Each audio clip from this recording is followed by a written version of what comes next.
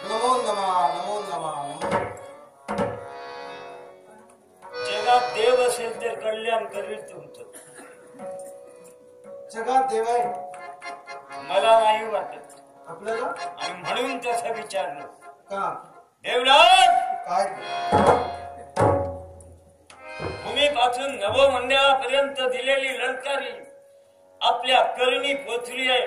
जरूर ही ललकारी सामान्य नव्हे. हं? एका बापाचं काळीच कसं पिवटून निघतंय त्याचे ध्वनी आहे रे. कळतंय मला.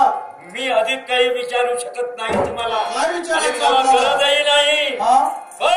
पण काय विरोचनाचे प्राण का हरण केले तुम्ही? त्याला कारण आहे. कारणाशिवाय केव्हा एक कृती करू शकत नाही. आपण भूमीपासून नवमंडळापर्यंत ललकारी देत आहात. तुम्ही तर कळलंय ते मला कळलंय. कारण प्रत्येकाला भक्ती जरूर करावी. जसा तुमचा प्रश्न आहे तसं माझं उत्तर आहे. भक्ती जरूर करावी. भक्तीशिवाय कुणाला मुक्ती नाही. आणि भक्ती नवविध आहे. कुणी कशी करावी त्याचा त्याच्या मताचा प्रश्न आहे. पण त्या भक्तीत सक्ती असू नये. आणि सक्तीचा धोका ठेवल्यामुळं किंवा समुपचार करू नये जर ऐकलं असेल तर देवकार्य खंडित होते. कारण जेवढं काय झालं बोला बोला. जेवढं जनन तेवढंच मरण आहे. आणि ते जननाने मरण प्रत्येकीने व्हायला हवं, तेवढंच व्हायला हवं. तेव्हाच विश्व सुरळीत चालू शकतं. काय ते सत्तेचं धोका ठेवू नये असं आपण म्हणता. हा? दंड तुमच्या हाती काय आहे? दंड न्याय देताना दंड हाती घेतलाय. दंड कशासाठी? कारण ज्यानं अन्याय केला त्याच्यासाठी दंड आहे. आणि अन्याय केला शासन करणं राजकर्त्याचा धर्म आहे.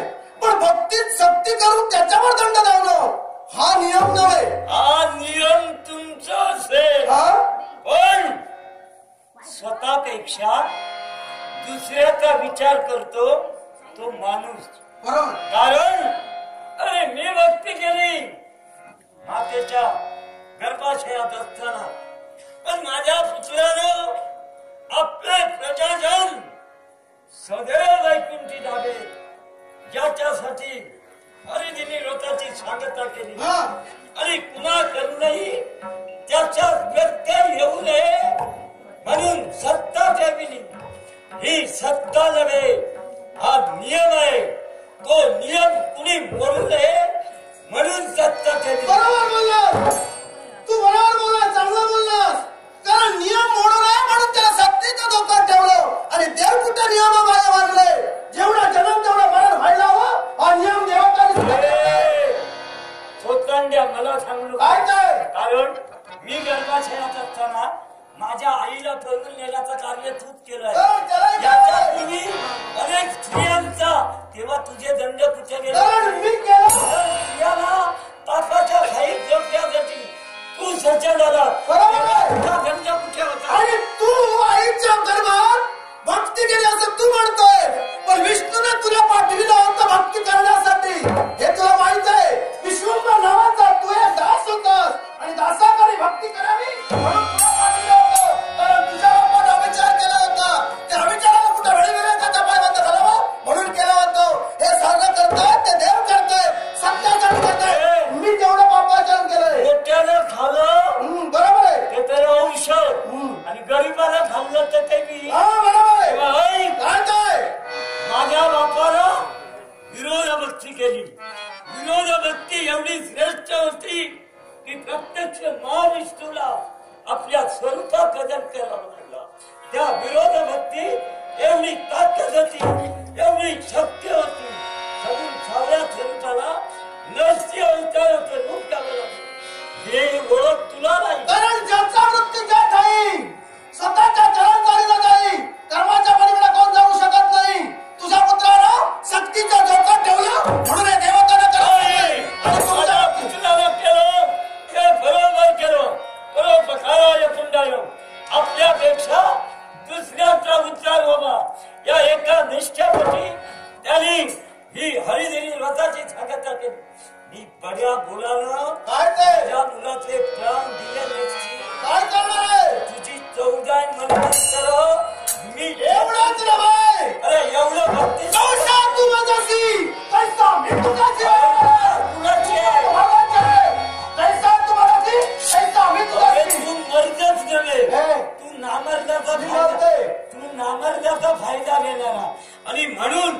अनेक स्त्रियांना भोगण्याचं कार्य तू केलं. तू इंद्र नव्हे, तू भगेंद्र आहे. या विश्वासाठी केलंय, हे विश्वासाठी केलंय आणि आज तुझ्या पुत्राच्या बाबतीत केलंय त्या विश्वासाठी केलंय. मी माझ्या स्वतःच्या स्वाभिमानासाठी केलंय, मी माझ्या स्वतःच्या संतांसाठी केलंय, देवांच्या स्वाभिमानासाठी. माझा मुळीच नाही कारण अरे आतापर्यंत कुणाचे 100 यज्ञ पुरं केले दिले नाही. कारण ही तुझी जागा जाईल, ही जागा जाईल म्हणून तुझी कर्म केली तेव्हा आता या जागेवरच नाही तर तुझं मनोमन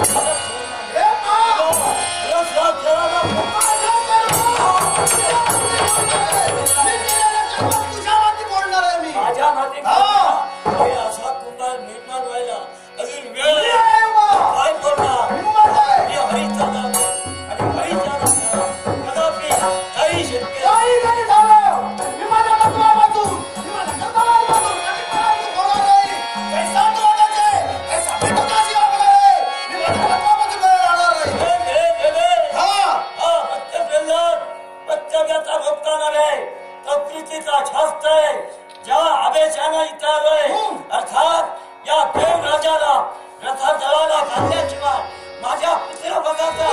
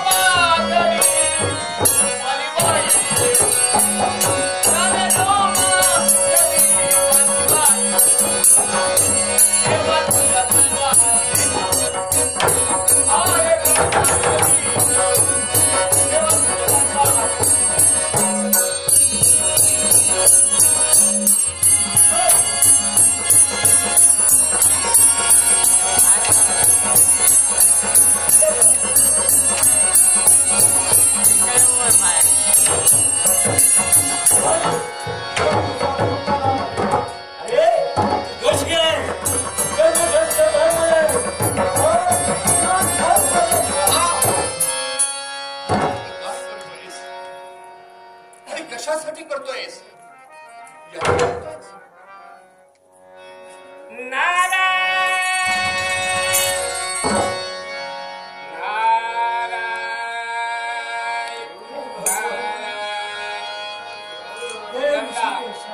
वैकुंठीचा हरी धरतो पाय, प्रल्हाद हे पाय धरतोय. हा श्रीहरी पाय धरी का धरतोय विचार का?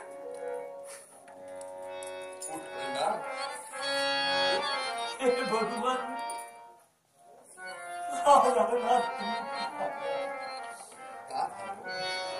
रोग माझा देवा सर्वदान सर्वशक्तिमान विश्वव्यापक तुम्ही आहात व या प्रत्येला शासन करत असताना तुम्ही माझे चरण का धरले? हे भगवान माझ्या चरणाची तुमचं सलाम तुमचं स्थान माझ्या हृदयाकडे असा कारण तू माझा सद्भक्त आहेस. माझ्या सद्भक्ताच्या हातून पापाचरण घडू नये त्याला दोष लागू नये आणि ज्याचा दोष नाही त्याला तू सक्त मारलं असतस. तू त्याला मारलं त्याचा दोष नाही, त्याचा दोष नाही. अनेक कृती करून माझ्या मुलाचे प्राण ग्रहण करण्यासाठी, अरे हा ब्राह्मण असला तरी दरिद्री ब्राह्मणाचं झोप घेतलं आणि माझ्या मुलाला अपहरण प्राण हरण करावे. हा म्हणतो मी नाबंद नाही, मी वर्ग आहे. अरे पण हा वर्ग नव्हे, हा नाबंद म्हणून एका दलित ब्राह्मणाचं रूप घेऊन हसकून माझ्या मुलाचे प्राण हरण केले. युद्धात त्याला मारिलं असतं, मला वाईट वाटलं नसतं. माझा पुत्र वीरगतीला गेला असता. या फक्त्यासाठी कारण त्याचा वध जर तुम्ही केला तर या सृष्टी चक्राचं काय, हे सृष्टी चक्र स्थिरावलं जाईल. आणि ते सृष्टी चक्र जर तसं अबाधित राहिलं पाहिजे तर तो जिवंत राहिला पाहिजे. आणि त्याचा दोष नाही असं मी प्रथमच आपल्याला म्हणलं. नारायणा आश्चर्य वाटतं मला. कारण तुम्ही म्हणता हा गेला तर सृष्टी कार्य बंद होईल. मला सांगा, युगाच्या ठिकाणी भगवंताने निर्माण केली त्यावेळी हा एकच होता का? आणखी 14 केले तुम्ही त्यावेळी नव्हते का? मग गरज होते विश्वासाठी, विश्वासाठी दुसरा देवेन करत आहे. प्रत्येक गोष्टीला मर्यादा आहे. त्याचं आयुष्य किती, त्याला किती कालावधीपर्यंत इथं स्थिरावायचं आहे ही मर्यादा ठरलेली आहे. ती मर्यादा संपेपर्यंत दुसऱ्याला नाही बसवलं. भगवान माझा विरोचन अल्पायुष्य न होता, तो दीर्घायुष्य होता. मग त्याचं आयुष्य संपवित आला तर तुम्ही कपट केलं. मग याचं आयुष्य संपव, त्याचं कपट कसं करावं मी करेन. फार छान बोललास. हा बोलतोयस प्रल्हाद, तू फक्त म्हणून नाही बोललोय. हे बोलतोयस ते पित्याच्या मायेनं बोलतोयस. पुत्र शोकानं तू विभळ झालायस, मायातीत झालायस. अरे सर्वसंग परित्याग करून वानप्रस्थ सर्वासाठी ज्या क्षणी तू गमन केलंस त्या क्षणी सर्व माया बाजूला ठेवून तिथं जर गेला असतास तर ही माया तुला परत भेडसावली नसती. शेवटी मनुष्य आहेस, दोष तुझा नाही. मी मायासाठी नाही आलो, कारण कशासाठी आला? लाखांसाठी आलो. माझा एक पुत्र जुळाला असता मला त्याची पर्वा नव्हती, पण मला लाखांचं संरक्षण आणि ते संरक्षण करणारी व्यक्ती ती हवी होती. मी जर ते केलं नसतं तर मी कर्तव्याला पदच्युत झालो असतो. आणि म्हणून या दुराचाराला मला शासन करावं लागेल. हे भगवान, याला पाठीशी घालून तुम्ही या भक्ताचा अवमान करू नका ही विनंती आहे माझी. विरोचनासाठीच तू एवढं सर्व करतोयस. तुला विरोचन हे भगवान, राजरोणाच्या दिनी मी त्याला शब्द दिला होता, बापापेक्षा सवाई. माझ्या बापानं जे केलं ते तू करू नकोस. तुझा बाप भक्त वत्सल ठरलाय, अर्थात तू बापापेक्षा सवाई हो. आणि म्हणून आपल्यासाठी नव्हे तर दीन दुबळ्यासाठी वैकुंठ मिळावं याच्यासाठी त्यांनी तुझं अंगीकृत केलं. असं असताना यानं कपट करावं, मग माझ्या मुलानं जावं कुठं? अरे कुठेही जाण्याची गरज नाही. मी तुला तेच म्हणतोय. तूच त्याला शब्द सांगितला होतास ना की माझ्यापेक्षाही जास्त श्रेष्ठ हो. मग तुझा शब्द तुला हवाय की तुझा पुत्र हवाय? हे भगवान, शब्द हे अनमोल आहे. धनुष्यातून सुटणारा बाण असा मागे येत नाही, तसे केलेले शब्द पुन्हा माघारी घेता येत नाही. पण त्याच्याबरोबर माझा मुलगा सुद्धा जन्म मरणाच्या फेरातून मुक्त झाला पाहिजे ही माझी इच्छा होती. म्हणून त्यांनी हरिदिनी रोध केलं होतं. याचा ज्ञान व्यत्यय काय केलं? हा तुझा भ्रम आहे. तुझा पुत्र काय करून मोकळा झालाय, तुझे शब्द त्यांनी सत्य कसे केले हे तुला पाहायचं आहे ना. मग पहा.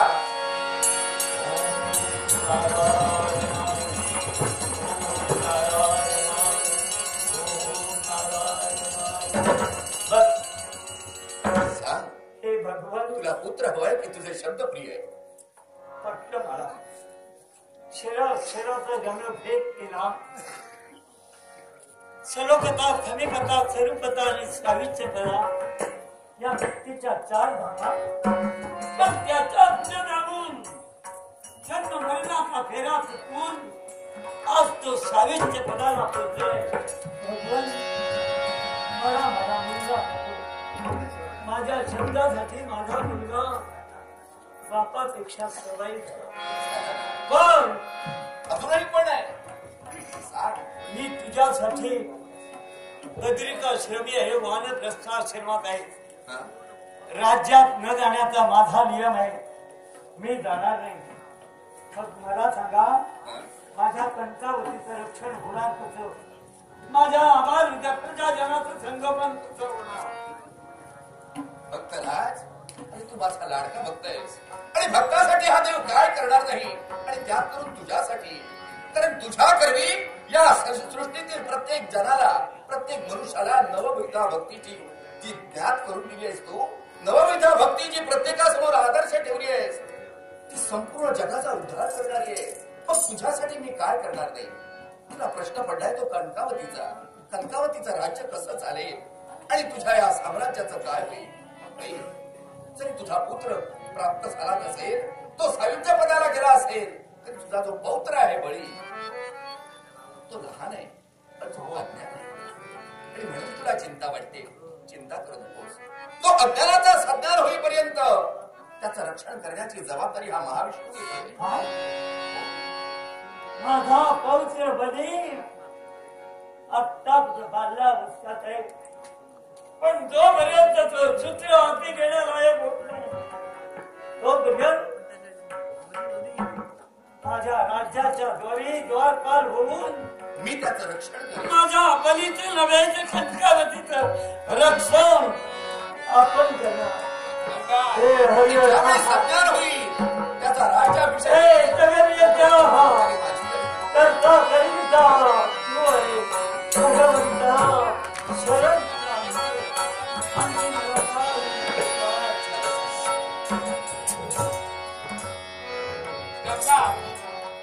ज्या देवानं आपल्या माती जबाबदारी घेतली, तुझा पौत्र लहानाचा मोठा होऊन तो राज्य शिकाराकडे कसा जाईल हे सारं काही सांगितलं भगवंताने. तो भगवंत काय करणार?